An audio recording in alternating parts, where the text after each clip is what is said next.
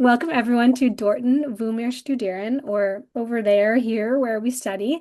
I'm so excited as an organizer of Farbindungen to welcome Francesca Rubinson and Yasha from the Worker Circle College Network. Francesca Rubinson holds a master's in divinity with a focus in Jewish studies from Harvard Divinity School and is also a graduate of Tufts University. Currently, Francesca is the manager of social justice at the Worker Circle, where she builds community at the intersection of Yiddish culture and progressive politics, particularly pro-democracy activism. Francesca has also worked as a legal assistant, hospital chaplain, and university chaplain. She can be found reading good books and eating good food in Brooklyn, New York. And Yasha is the Yiddish culture and social justice organizer at the Worker Circle. At Columbia University, they wrote a master's thesis on the role of psychoanalysis and trauma in the poetry of American Yiddish modernist Y.L. Teller. And at the Worker Circle, they support the Worker Circle College Network, design educational and cultural programming with a focus on progressive Yiddishkeit, and teach Yiddish to adults and children. While not at work, Yasha can be found playing guitar, volunteering for the Sholem Aleichem Kultur Center, and reading about the history of Yiddish-speaking anarchists. So without further ado, I will turn it over to our workshop organizers. Thank you so much, guys. Amazing. Thank you, Sarah, for the introduction. I have another introduction to do, which is on a more organizational level, just to kind of level the playing field in terms of familiarity with the organization that Fran and I both work at, which is the Workers Circle, der Arbeitering auf Yiddish. So, I'll do it on one foot here, but the Worker Circle is a 125-year-old secular Jewish social justice organization. We started out as a mutual aid and fraternal organization, providing insurance, funeral benefits, and a political home base for recently immigrated left-wing Eastern European Jews. The earliest years of our organization and its activity can be more or less summed up with a snappy phrase that adorned the cover of our fifth convention booklet back in 1905 that said, Wir kämpfen gegen Krankheit, frühzeitigen Tod und Kapitalismus. We fight against sickness, premature death, and capitalism. The Workmen's Circle, as it was then known, was a community and political hub where leftist Jews of a variety of persuasions, be they socialist, anarchist, progressive, Bundist, for a time communist, could work together and function as the so-called Red Cross of the labor movement. While we're still powered by those radical and diasporist values of our founders, our priorities in 2025 have shifted slightly towards voter empowerment, democracy protection, immigrant justice, and, of course, Yiddish language and culture, for which we're one of the major course and education providers in the world today. We also run the Worker Circle College Network, which I think Fran will tell us a little bit about before we dive into some of the historical antecedents of it. Yes, I will. And also just apologies for any technical difficulties, but can everyone see the presentation now? Okay, wonderful. Thanks, Sarah, and thank you, Yasha, for that introduction. So the workshop that Yasha and I are presenting today is all about building Yiddishist cultural life on campus. And so I think that lends us to speak a little bit before we get into our presentation on what exactly we mean by campus organizing in the context of the Worker Circle. So just to, again, kind of set that base level, the Worker Circle College Network is a sort of a little bit of a catch-all term at this point, but refers to really the kind of youth wing of the Worker Circle community. We use it as a term that captures all the young people connected to the Worker Circle, roughly ages 18 to 30. So people under 30 who are interested in this rich intersection of Yiddish culture and social justice activism, and particularly in the last few years, this emphasis on pro-democracy activism, along with immigrant justice, racial justice, and of course, workers' rights, which we've focused on historically. So our college network is just really this community of young people connected to the Worker Circle, or our youth wing. And Yasha is going to talk a little bit about how young people have been connected to and helped to shape the Worker Circle in the past, and then sort of how we're using that past history to imagine new ways to continue to grow the college network and bring Yiddish cultural activism to universities and colleges near you. So I'll move on to the next slide. Let's do it. Okay. do one more over, I suppose. Oh, there's a nice picture of us. Um, Yes, and we did. Yeah, I don't know. Do we can? So this is sort of what we're going to cover in the first part of our presentation. We've already shared a little bit about who we are and what the worker circle is. Here's Yasha and I at No King. Some of you may have been there with us, and we'll tell you a bit more about what the Worker Circle College Network and the College Ambassador Program specifically are as we get into our presentation. yes. But first, you might be wondering, you guys are pretty old. This is an old organization. Have you been engaging young people the entire time? And the answer is no, but for a lot of it, we have been since specifically since 1926, we have had some form or another of a youth organization. The very first iteration of that we're going to be kind of focusing on discussing today as something of a baseline for this conversation and just to kind of historicize our youth outreach a little bit is the Young Circle League, or the Young Circle League of America, as it was known at a slightly later date. Um, to give sort of a brief historical overview of the Young Circle League before I kind of dive into the nitty-gritty, its purpose, according to its own founding statement, was, quote, to provide youth with an opportunity for physical, social, intellectual, cultural, and ethical development in an atmosphere sympathetic to the best ideals of the labor movement. So you might be thinking immediately, that's an incredibly broad uh, statement and way to describe what is the youth auxiliary of a more or less uniformly socialist organization. But that was intentional. The sort of raison d'etre of the Young Circle League was to address an emergent problem with the first generation of American-born Worker Circle members, which is that they're Yiddishist and usually, fairly radical immigrant parents had kind of no idea how to sell them on the urgency and importance of being affiliated with a social democratic socialist organization.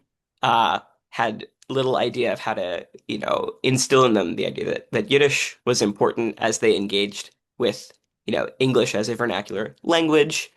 And so this led them to, as I mentioned, in 1926 forming the Young Circle League, which for its first several years was largely a youth club for New York City Worker Circle members' children. Um, in 1927 or 1928 rather, excuse me, the organization decided to invest heavily as they realized, the kind of growing urgency of this issue and appoint a national director of Worker Circle Youth Clubs, as it was then called, a person by the name of J.L. Afros, who was a very dedicated early Worker Circle member. This year also prompted a change in the name of the organization from the Young Circle League, or the YCL, to the Young Circle League of America, the YCLA, in an effort to distinguish it from the Communist Party's youth organization, which shared the same initials, the Young Communist League. Um, Immediately kind of following this, they hit the ground running, first of all, with like a massive expansion of Young Circle League of America clubs, or YCLA clubs, um, with a convention resolution to to create a Young Circle League of America club attached to every single branch in the country, which never fully happened, but there was a very strong drive for this as an idea. And also the creation of a whole ecosystem of autonomous publications, which you'll notice from the two excerpts that I have from YCLA publications here are in English, which was a major point of differentiation for the Young Circle League and a major source of contention within the organization that eventually actually led to the ouster of the national director, Afros, under accusations that the YCLA was insufficiently Yiddishist and that they were too focused on social activities like some of the ones you see here, like a ping pong tournament. Um, a few years later, Marty Mauser could have been part of the Unity Club, it seems. Um, but that said, the upshot of the Young Circle League of America's relative autonomy compared to the rest of the organization and its vernacular English was that they really took off running and created a very robust internal democratic structure. So its geographically dispersed clubs conducted their affairs almost totally independently from the worker circle kind of bichlal, like on the whole, though with some guidance and oversight and certain, guardrails. But this included maintaining its own federated structure, as in having city clubs, regions, and a national organization that all came together for conventions to decide on priorities, and also publishing its own newspapers on every single level there. So influential was this organ of the National Young Circle League, the Young Circle League Bulletin, which later became known as the Call of Youth, that it later was just the Call, which was our national members' newspaper for several decades. So in the interest of not taking too much time here in the history and getting to the interactive piece, I want to take a second to look at a few excerpts from Ends of the Triangle, which was sort of our activity roundup section of the Call of Youth that reported on Young Circle League activity around the country. I'm also going to drop in the chat here. In a perfect world, we would have slightly more time to really dive deep into this whole source sheet and timeline that I made, but I'm putting it in the chat for your perusal at your own leisure after we read these aloud and then field some thoughts about them. So this is a timeline, and then also some more excerpted things from the Call of Youth. I should note also that if you are feeling like this is incredibly interesting to you, we just launched a fully digitized archive of The Call, our English language member magazine and newspaper, that is accessible at archive.thecall.org, which I'm also putting in the chat here. So I would highly encourage you to poke through. There's some completely bizarre stuff in there, and it's real fun. But so I selected three kind of representative samples from the source sheet and from the broader Ends of the Triangle run that I wanted us to take a look at here. And I wanted to see if somebody wanted to just read the first one, Wisconsin, aloud for us, and then we can move on through the other two. Any takers? If anyone wants to raise their hand, I can call on you. Yeah, Sarah will make the call.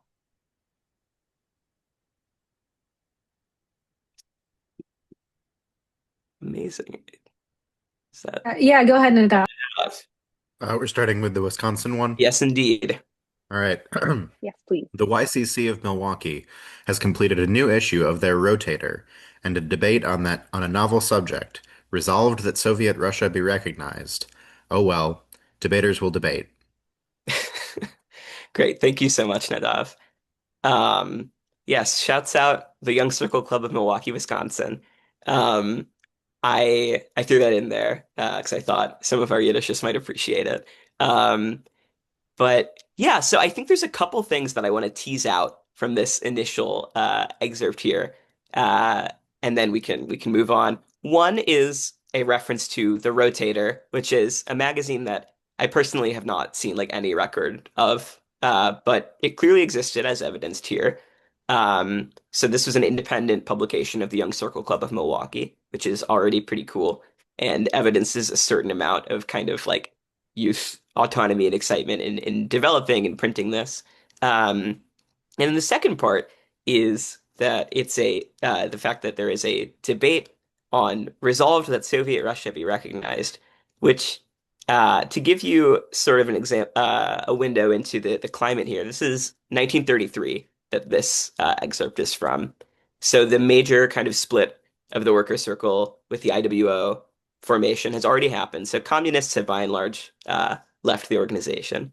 But in the Young Circle Club of Milwaukee, something that is like totally kind of foreclosed on in the rest of the workers' circle, engaging with Soviet Russia and some degree of implicit sympathy on the for side, I would say, is still being kind of vigorously debated, which I think is both evidence of the kind of autonomy of the organization and also of the kind of conscious view of itself or certain members to some degree that it was sort of an intellectual or like radical forward guard for the organization. You see this also on another side of things, which is the anarchist side of the Young Circle League's activities, such as the fact that they interviewed Emma Goldman and like sought out her advice explicitly on several occasions throughout their existence, and also caused a huge fracas on the front page of the Call of Youth at one point by demanding that the National Young Circle League retract their assertion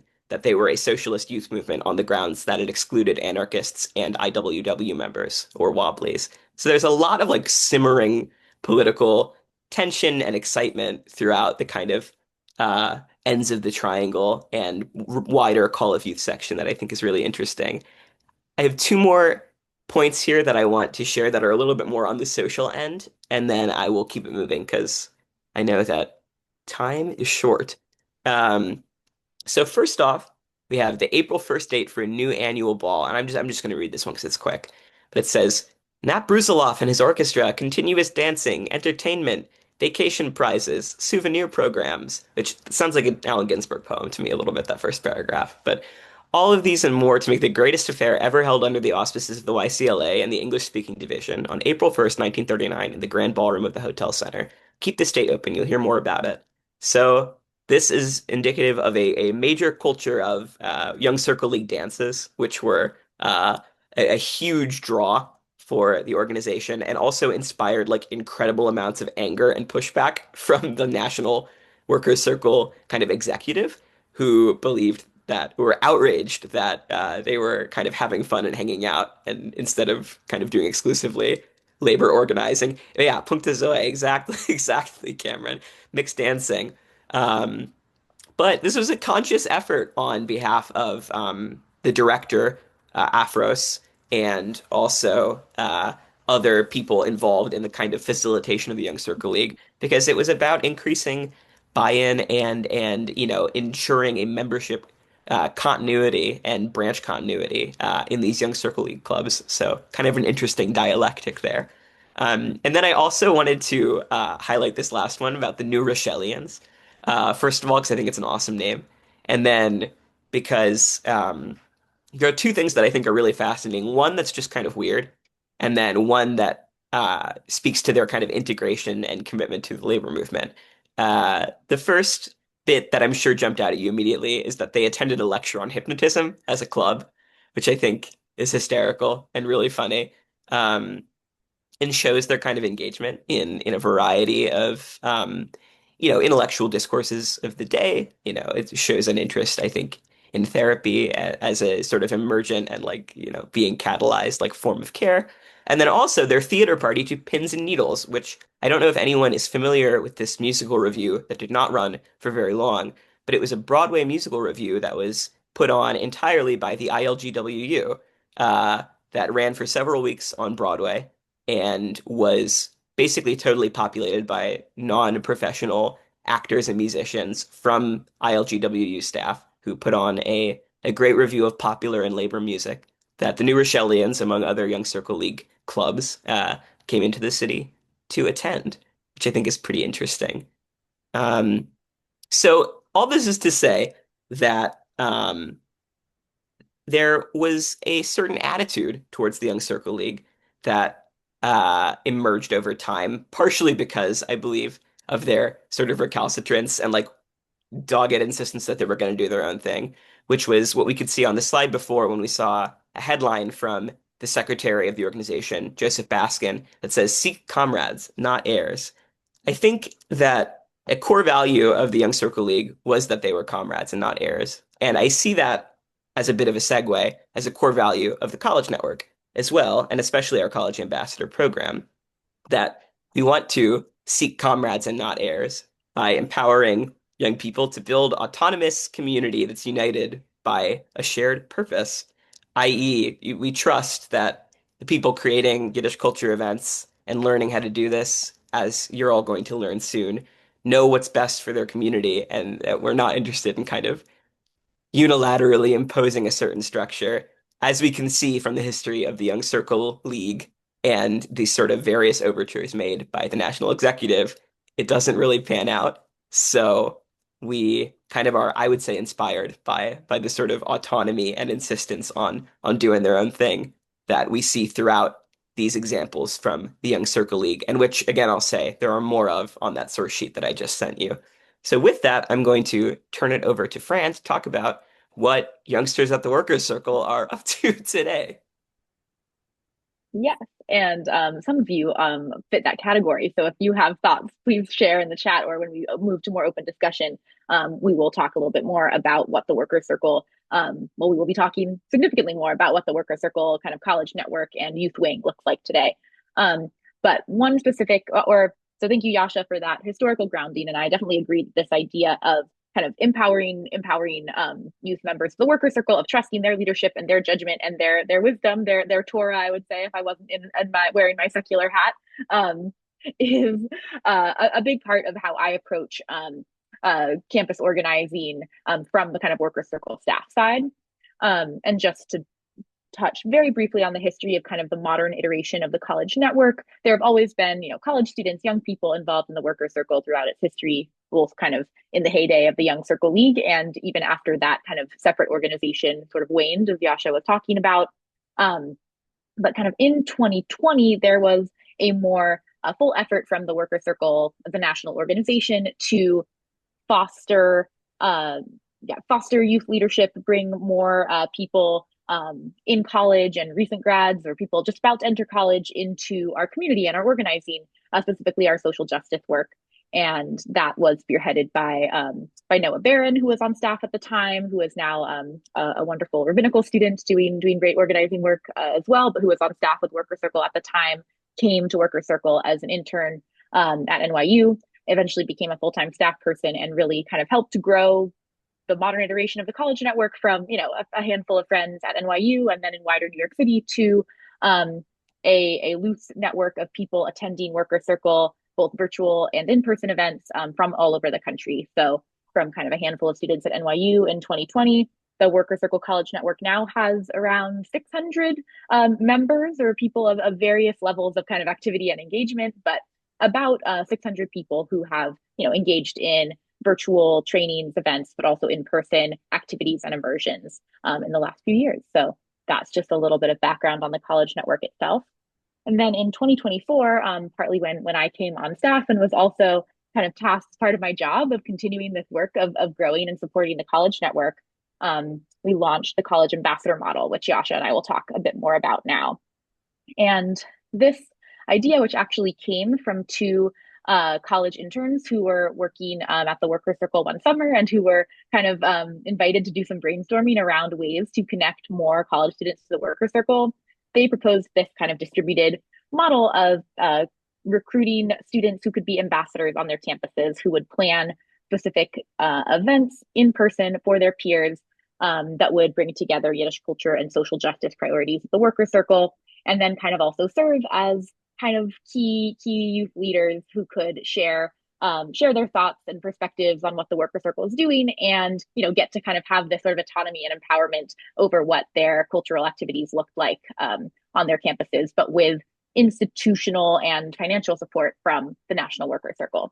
So these are kind of the goals of the ambassador program. I'll just touch on them briefly, but kind of as I was saying, from the Worker Circle kind of national institutional end, what we were hoping to do was to develop the leadership of college students interested in the Worker Circle's history and potential, for campus organizing, base building, just bringing more young people into the college network and the wider Worker Circle community, Yiddish cultural activism, of course, which exploring Yiddish culture both for its own sake, but also I think in this time of rising authoritarianism, of much more, open white Christian nationalism in this country, I do think that having this commitment to Yiddish cultural learning and cultural production for young people is a political act in and of itself.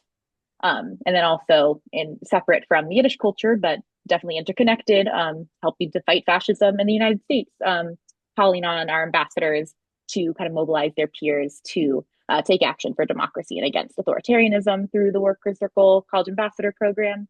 And then this fifth point that I think is actually really important to have the Worker Circle be a space in which people could find community and belonging, providing infrastructure for young people to gather both in person and virtually, to have support in doing that and foster warmth, joy, and connection, especially just as Yasha and I often talk about, in a kind of post-October 7th world where college campuses could often be increasingly tense and difficult places for Jewish students to navigate, even as they often found wonderful community.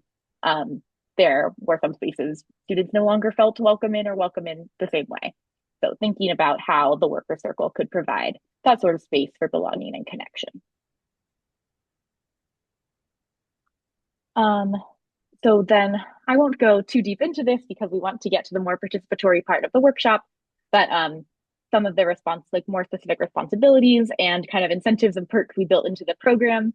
The Worker Circle College Ambassadors, who there've been 3 iterations of the ambassador program starting in 2024, but each ambassador is responsible for planning a minimum of 2 events per semester on their campus focused on Yiddish culture, social justice, or both.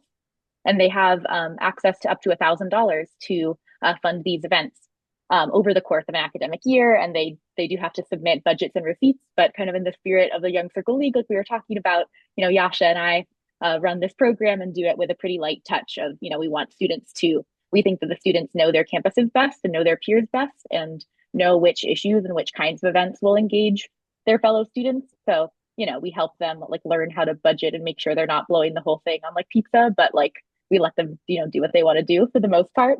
The program does also include 8 hours of leadership training and kind of cohort community building through Zoom trainings over the course of the year. And we also ask the ambassadors attend at least 2 virtual Worker Circle events not related to the ambassador program, so they can get to know the wider community and all the other kind of educational and activist resources we offer. And there's some other perks and incentives listed here, which I think Yasha will touch on as well. But we also, as a workers' rights organization, think it's really important to pay people for their time and energy.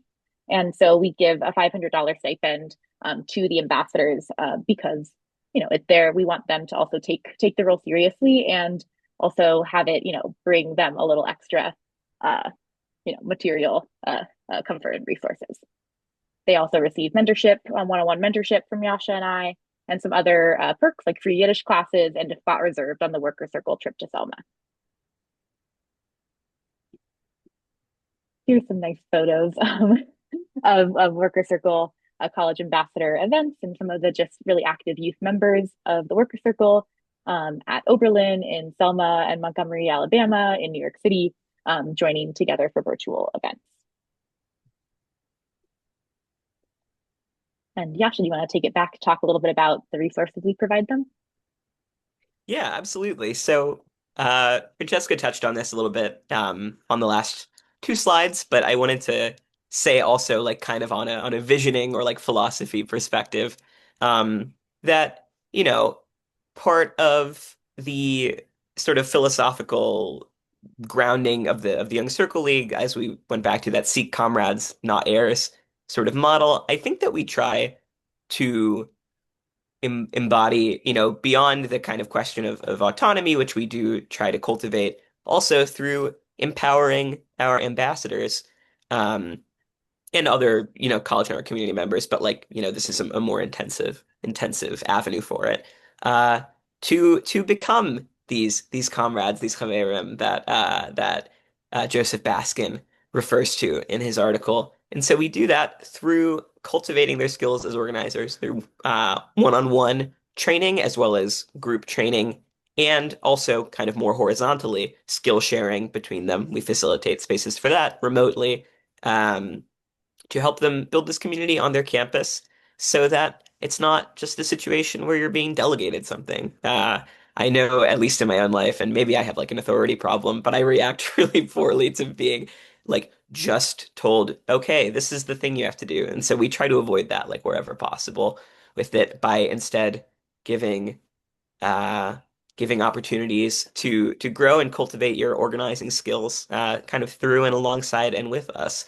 And also, I see the free Yiddish classes not just as a perk, but also as a way of giving people the opportunity to develop and kind of actualize into the progressive and Yiddishist tours and machers of what I envision as one of many important and ideal Jewish futures. I know also that the education and educational programming that we offer through this program has led to some serious like growth and continued involvement at the Worker Circle from former ambassadors. We have a former ambassador who works at our shula right now in New York, who is the B'nai Mitzvah coordinator. And so we are really happy to kind of see these ongoing like impacts of this training on the Yiddish and the social justice level that have really blossomed and helped people, involve themselves more and more and more. And then, yeah, I also noted that there is a substantial, I think, events budget that lets people do some really amazing stuff, uh, of which we'll discuss a little later, kind of in terms of notable things that the ambassadors that we've had so far have done. But we want to keep it keep your minds open and ready to brainstorm without polluting them too much with details.